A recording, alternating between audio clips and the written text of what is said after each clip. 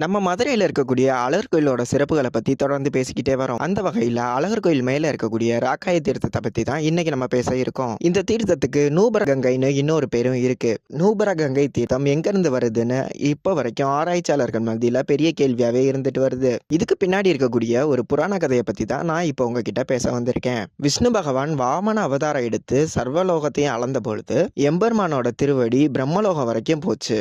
இதுக்கு இடையில எம்பெருமானோட திருவடிகளை தரிசிக்கணும்னு 86,000 வருஷம் தவம் இருந்தாரு பிரம்மதேவன். எம்பெருமானோட திருவடிகளை கண்ட பிரம்மதேவன் அவர் கையில இருந்த சொர்ண கலசத்துல இருந்த கங்கை தீர்த்தத்தால எம்பெருமானோட திருவடிகளை அபிஷேகிச்சாரு. அப்படி அவர் அபிஷேகிக்கும் போது எம்பெருமானோட திருவடிகள்ல இருந்த நூபரம் அப்படின்ற சிலம்புல பட்டு ஒரு பகுதியான கங்கை தீர்த்தம் பூலோகத்துக்கு வந்ததாம். எம்பெருமானோட திருவடிகள்ல இருந்து வந்தக்கூடிய கங்கை தீர்த்தம் அழகர் கோயில் மலை உச்சில வந்ததா மக்கள் மத்தியில ஒரு ஐதீகமா இருந்துகிட்டு வருது. அப்போ இருந்து இப்போ வரைக்கும் அங்க இருக்கக்கூடிய நூபர கங்கை தீர்த்தம் எங்க இருந்து வருது அப்படின்றது ஆராய்ச்சியாளர்கள் மத்தியில ஒரு பெரிய கேள்வியாவே இருந்துட்டு வருது. இந்த தீர்த்தத்துல குளிச்சா தீராத நோயும் தீரும் அப்படின்னு மதுரை மக்கள் மத்தியில ஒரு பெரிய நம்பிக்கையாவே இருந்துட்டு வருது.